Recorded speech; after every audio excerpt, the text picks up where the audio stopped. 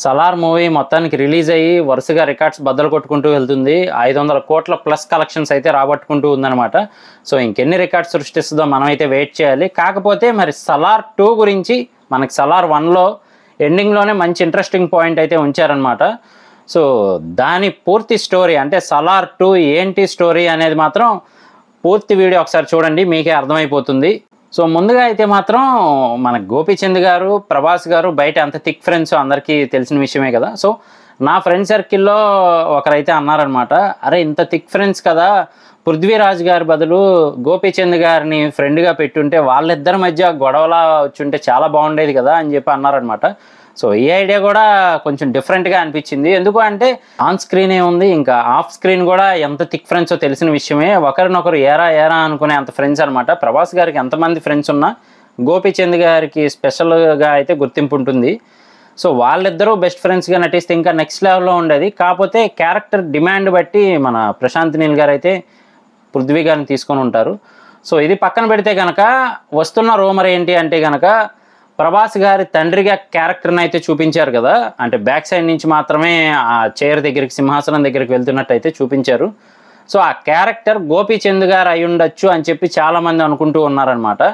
అంటే ఆల్రెడీ వాళ్ళ బాండింగ్ తెలిసిన విషయమే కదా. సో ఫాదర్ క్యారెక్టర్ ఏమైనా చేశారా అని చెప్పి కొంతమంది అనుకుంటూ ఉన్నారు. అలాగే సలార్ 2కి మెయిన్ లీడ్ ఏంటి అంటే కనుక తెలిసిందే కదా, ఆపోజిట్ ట్రైబ్స్ వీళ్ళిద్దరూ కూడా పృథ్వీరాజ్ గారు అలాగే మన ప్రభాస్ గారు. సో ఈయన ఇచ్చిన మాట ప్రకారం పృథ్వీరాజ్ గారిని సింహాసనం మీద అయితే కూర్చోబెట్టినట్టు తెలుస్తూ ఉంది. కాకపోతే పృథ్వీరాజ్ గారి తమ్ముడిని ప్రభాస్ గారు చంపుంటారా అనేది మాత్రం హైలైట్గా ఉందన్నమాట. సో మరి ఇది ఏమవుతుంది అనేది మాత్రం మనం వెయిట్ చేసి చూడాలి. అంతేకాకుండా పృథ్వీరాజ్ గారిని చంపడానికి మిగతా వాళ్ళు అయితే చూశారు కదా, అదే గరుడా రామ్ గారు అలాగే వాళ్ళ సిస్టరు. సో వీళ్ళందరినీ కూడా ప్రభాస్ గారు చంపారు. దాని తర్వాత ఇచ్చిన మాట ప్రకారం పృథ్వీరాజ్ గారిని ఆ సింహాసనం మీద కూర్చోబెట్టి ఆయన మళ్ళీ అజ్ఞాతంలోకి వెళ్ళిపోయారు. అంటే ఫ్రెండ్స్ విడిపోవాల్సి వచ్చింది అని ఆటోమేటిక్గా. సో అందుకనే మరి విడిపోయి అలా దూరంగా ఉన్నప్పుడు ఆ సింబల్ని ఆపకూడదు, అర్థమైంది కదా. ఆ సింబల్ ప్రభాస్ గారు నియమం ప్రకారం దాన్ని ఎవరు ఆపితే, అంటే ఆ సింబల్ ఉన్న ప్రోడక్ట్ కానీ మనిషిని కానీ ఎవరు ఆపితే వాళ్ళు చావాలి అనేది మనకి ఇంటర్వెల్ బ్యాంక్లో ఆల్రెడీ రివీల్ చేశారు పృథ్వీరాజ్ గారు. సో దాని ప్రకారం గమనిస్తే కనుక ఆ సింబల్ని అయితే సృష్టించారు, నియమాన్ని పెట్టారు, కానీ ప్రభాస్ గారు అజ్ఞాతంలోకి వెళ్ళవలసి వచ్చింది. ఆయన కోసం అయితే వీళ్ళందరూ ఎతికినట్టు తెలుస్తూ ఉంది. అంటే మనకి శ్రీయారెడ్డి గారు కానీ లేదు అంటే పృథ్వీరాజ్ గారు కానీ మిగతా వాళ్ళందరూ కూడా ఈయన కోసం అయితే సెర్చ్ చేసినట్టు తెలుస్తూ ఉంది ఫస్ట్ పార్ట్లోనే మనకి. సో ఈయన అయితే మొత్తానికి బయటికి రావాల్సి వచ్చింది. అంటే మనకి ఫస్ట్ పార్ట్ అంతా కూడా మెయిన్లీ చూపించింది గతాన్ని, శృతి హాసన్ గారికి ఆ గతాన్ని ఆ పక్కనున్న బిలాల్ అనే వ్యక్తి ఎక్స్ప్లెయిన్ చేస్తూ ఉన్నాడనమాట. సో ఈ గతం ఏదైతే ఉందో ఇది మాత్రమే మనం చూసాం. సో ఇప్పుడు ప్రజెంట్ ఏంటి అనేది మాత్రం మనకి పార్ట్ 2లో హైలైట్గా ఉంటుంది. సో ఆ పార్ట్ 2 మెయిన్ సబ్జెక్ట్ కూడా దేని గురించి అనమాట. ఆల్రెడీ అనౌన్స్ చేసిన దాని ప్రకారం పార్ట్ 1 కంటే పార్ట్ 2 చాలా హైలైట్గా ఉండబోతుంది అని చెప్పి ఆల్రెడీ అనౌన్స్ చేశారు కూడా. సో ఇక మరి ప్రభాస్ గారు సలార్గా మారిన తర్వాత అంటే ఆ స్టాంప్ ఆల్రెడీ పడింది కదా సలార్ అని చెప్పి. సో ఆ రేంజ్లోకి వెళ్ళిన తర్వాత ఆయన లుక్ అయితే ఫుల్గా మనం చూడలేదు. ఆ లుక్ మాత్రం నెక్స్ట్ లెవెల్గా ప్లాన్ చేశారు ప్రశాంత్ నీల్ గారు. అందులోనూ పార్ట్ 2 ఇంకా హైలైట్గా ఉండబోతుంది. సో ఆల్రెడీ చెప్పిన విషయమే, ఎప్పుడు వస్తుంది అని చెప్పలేము అని చెప్పి ఆయనే ముందుగా ప్రకటించేశారనమాట రాజమౌళి గారి ఇంటర్వ్యూలో. సో ఇక ఆల్రెడీ ఆయన చెప్పినట్టుగానే my hero is biggest villain అని చెప్పి.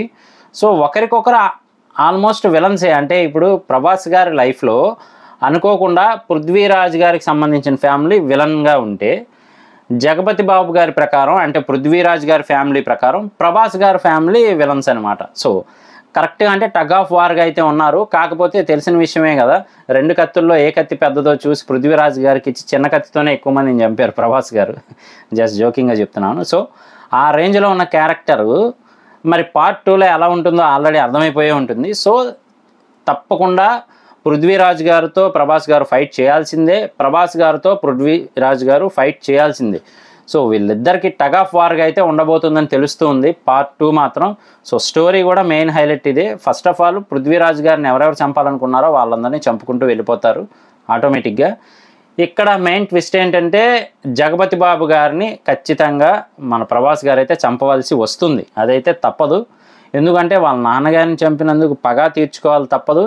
అలాగే పృథ్వీరాజ్ గారికి ఇచ్చిన మాట ప్రకారం ఆయన సింహాసనం మీద కూర్చోబెట్టాలి. మరి ఇప్పుడు జగపతి బాబు గారు ఉన్నట్టయితే కనుక పృథ్వీరాజ్ గారు ఆ సింహాసనం మీద కూర్చునే ఛాన్స్ అయితే ఉండదు. దొరగా మారతారు కానీ అక్కడ కర్తగా అయితే మారలేదు కదా. సో అందుకని అలా మారాలి అంటే ఆటోమేటిక్గా ఆ సింహాసనం మీద ఉన్న జగపతి బాబు గారు దిగాలి. ఆయనంతలా ఆయన దిగటం కుదరదు కాబట్టి ఆటోమేటిక్గా తండ్రిని చంపినందుకు పగ తీర్చుకోవాల్సి వస్తుంది. దానివల్ల ఇంకా వైరం అయితే పెరుగుతుంది మన పృథ్వీరాజ్ గారికి, ప్రభాస్ గారికి. సో మెయిన్ స్టోరీ లీడ్ అయితే మాత్రం ఇది.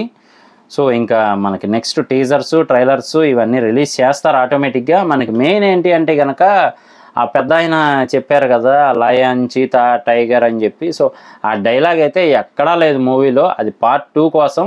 సో మెయిన్ హైప్ క్రియేట్ చేయడానికి ఏం చేశారు అంటే కనుక ఆ డైలాగ్ను ముందే రివీల్ చేసి టీజర్ని మొత్తం అంతా ఒకే సిరీస్ టైప్లో కాబట్టి, అంటే మనకి ఒకే సినిమాగా తీద్దాం అనుకున్నారు, కుదరలేదు కాబట్టి పార్ట్ 1, పార్ట్ 2 అయితే తీస్తూ ఉన్నారు. సో అందుకని ముందు ఇంట్రడక్షనే ప్రభాస్ గారి క్యారెక్టర్ మొత్తం రివీల్ చేస్తున్నట్టయితే ఆ డైలాగ్ని చెప్పారు. సో మిగతా వాటినన్నింటినీ చంపి డైనోసర్ అయితే నెంబర్ 1గా ఉంటుంది అని చెప్పి ఇండైరెక్ట్గా మనకి చెప్పారు.